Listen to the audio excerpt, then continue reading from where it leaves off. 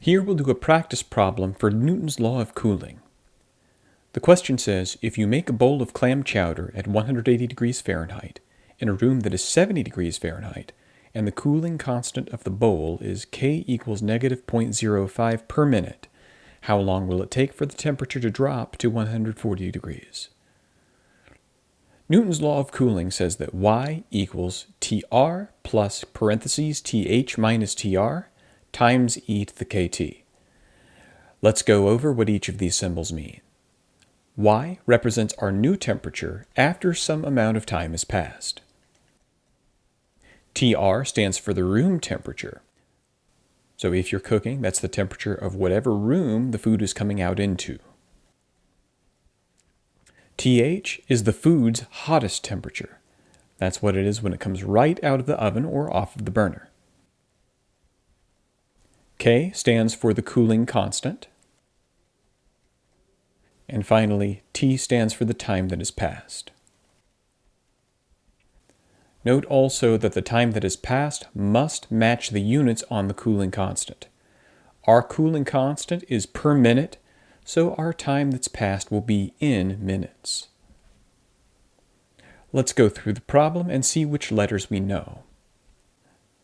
We're first told that our bowl of clam chowder will begin at 180 degrees Fahrenheit. That's the temperature we've been cooking it at. This will be the hottest temperature that food will ever reach, and so we'll say TH is 180. We are then told that the room is 70 degrees Fahrenheit, and that will be our room temperature. We are also given that the cooling constant of the bowl is negative 0.05 per minute. We'll write that down as our cooling constant K, and we've already noted that the time that goes with that cooling constant must be in minutes. Then the question asks, how long will it take for the temperature to drop to 140 degrees? That will be our new temperature. This will be our Y.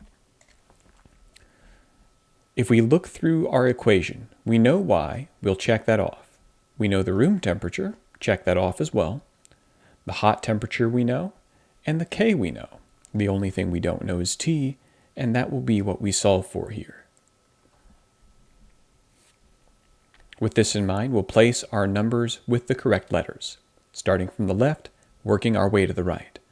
Our Y, our new temperature, is 140, equals room temperature, TR, is 70, plus TH minus TR, this will be 180 for TH minus 70 for TR. Then we'll say E raised to the negative 0.05, because that's our cooling constant, times T. T will still be our unknown. Now we'll need to figure out how to simplify this most effectively. Let's begin by subtracting 180 minus 70. 180 minus 70 gives us 110, still times E raised to the negative 0.05t, plus our 70 equals 140. We're still going to try to get t by itself, so we're going to move everything we can away from this exponential. We'll begin by taking care of this 70. To move this 70, we will subtract it because it is added to the exponential. 140 minus 70 gives 70, equals 110 times e raised to the negative 0.05t. Then, since the 110 is multiplied times this exponential we're trying to get by itself, we will divide by that 110. When we divide, we'll get 70 over 110 equals our exponential e to the negative 0.05t.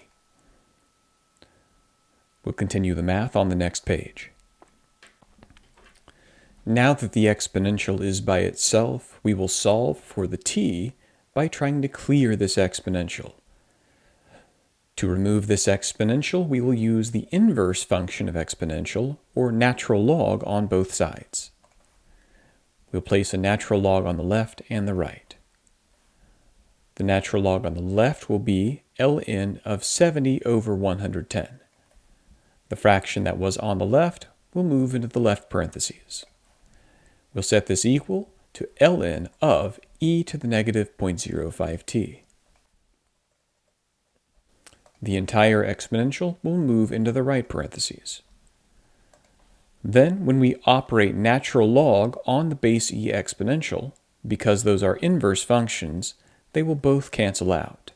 The ln and the e will both disappear and leave behind negative 0.05t. This will still equal our ln of 70 over 110.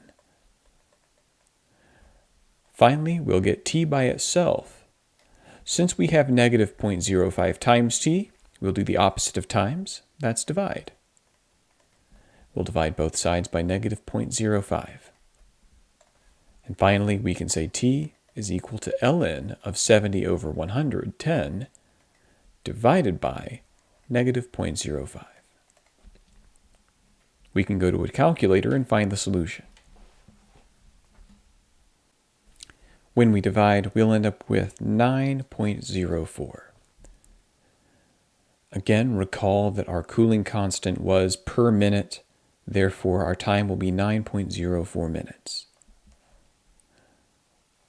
This will be the time it takes to start from 180 degrees Fahrenheit and go down to 140 degrees Fahrenheit.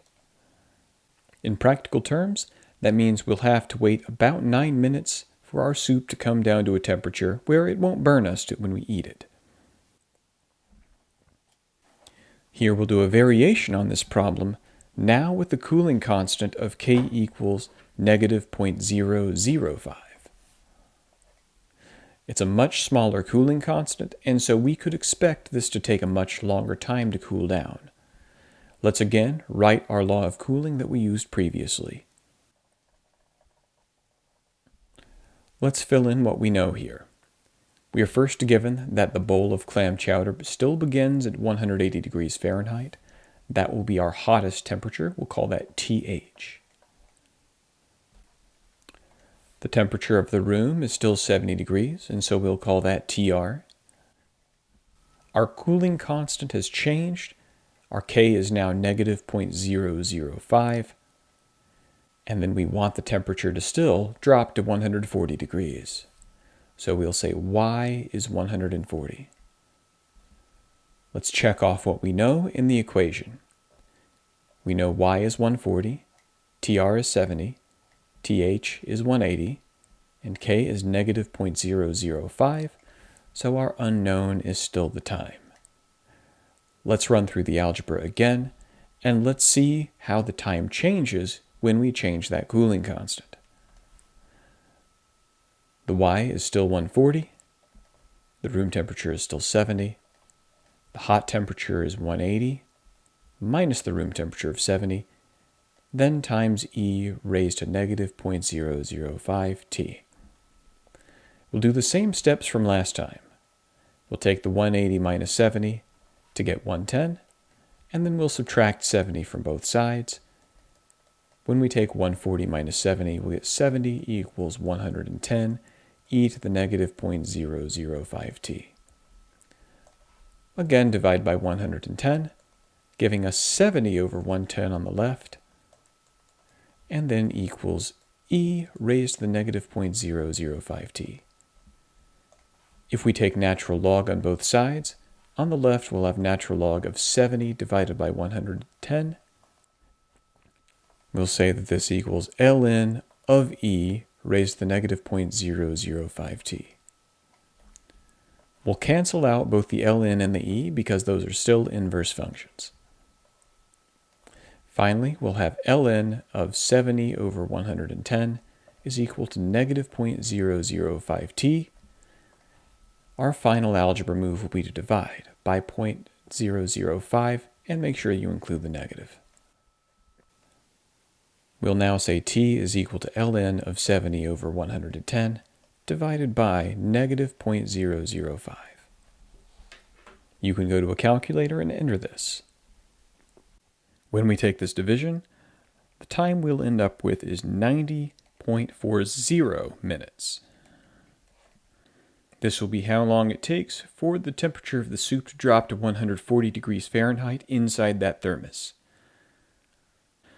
So by placing that soup inside the thermos, we went from about 9 minutes to closer to 90 minutes.